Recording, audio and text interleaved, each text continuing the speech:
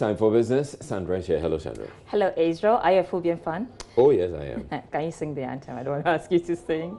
Well, I can. You can? Except we don't have time.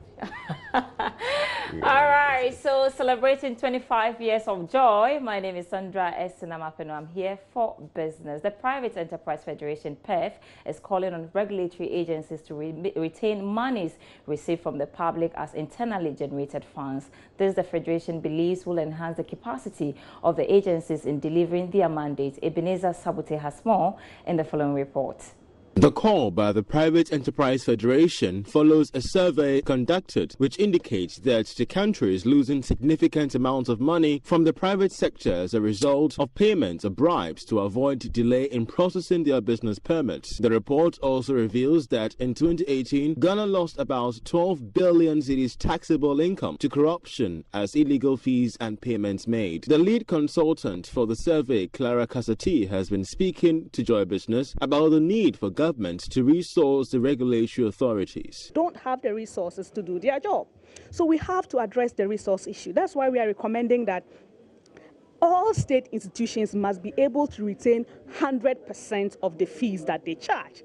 These fees are not taxes. They should not be going into the consolidated fund, because we know that once the money gets into the consolidated fund, getting the money out becomes a problem. You go to some of these institutions and basic things that they need for their jobs, they don't have them. And the procurement procedure is a bit complex. So what we are recommending is that all state institutions should be able to retain 100% of the fees that they charge, just that, like the caveat I noted earlier on, the accounting procedure for accountability must be strong within.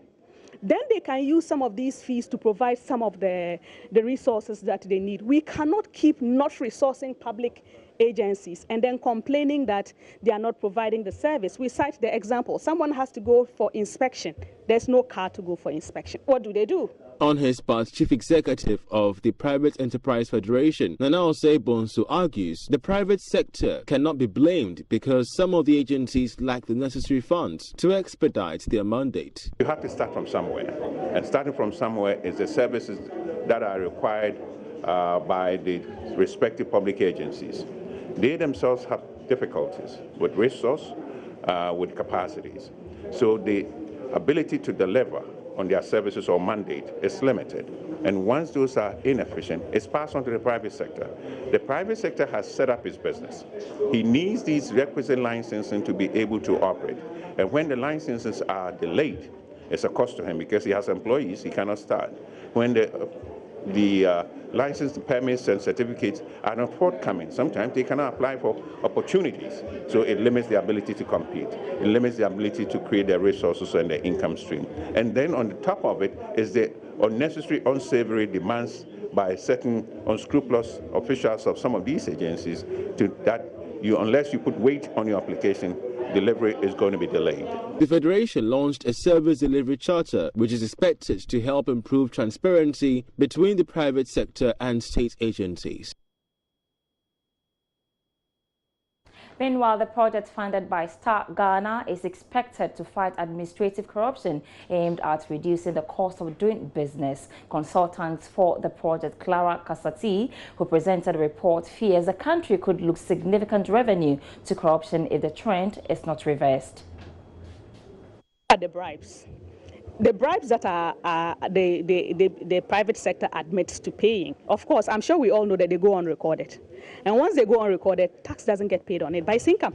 The people have received money. There's no tax on that money.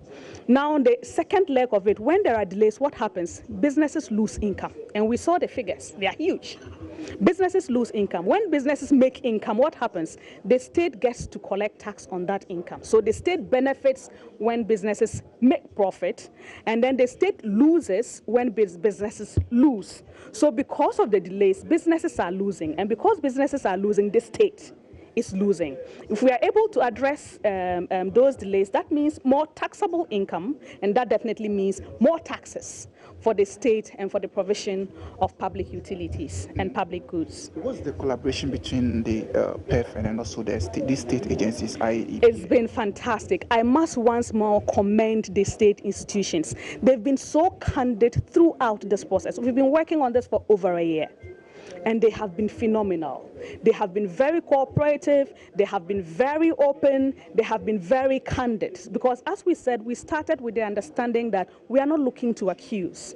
We are looking to identify problems and to address those problems. So they were not defensive.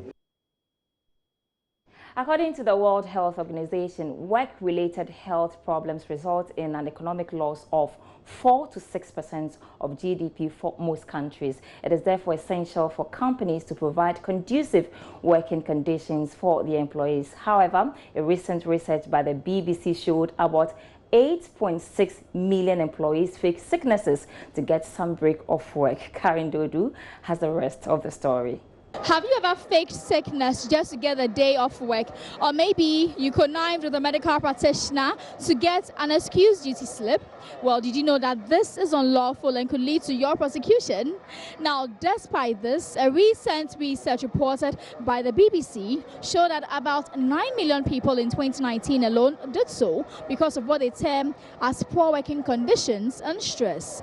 Today, we hit the streets of Accra to find out how many Ghanaians have done that before and what the reasons were. Most employees I engaged admitted to feigning sickness just to avoid work.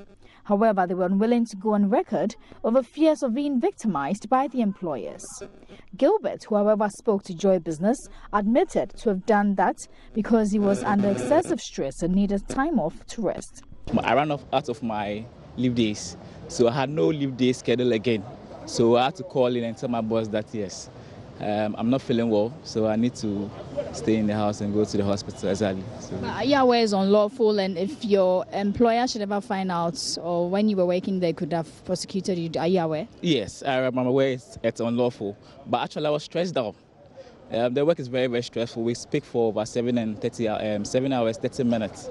So sometimes you work within 4 days continuously, realize that you are stressed down. So sometimes it's not a wish though, but you need to call in for it to get that rest, yes. According to the research by the IT company Insight, a larger percentage of the sampled audience accused their actions on what they termed painful jobs, blamed on work culture, interaction with colleagues and workload. So what then could corporate institutions do to improve working conditions? Human resource expert Senyo Jabing explains that failure of corporate institutions to provide safe and convenient working environments could mean losses to the organizations involved. You see, employees sometimes leave workplaces because they have bad supervisors. It's very common for supervisors, or let me put it this way, supervision in Ghana often is seen as shouting at people and making people's lives difficult.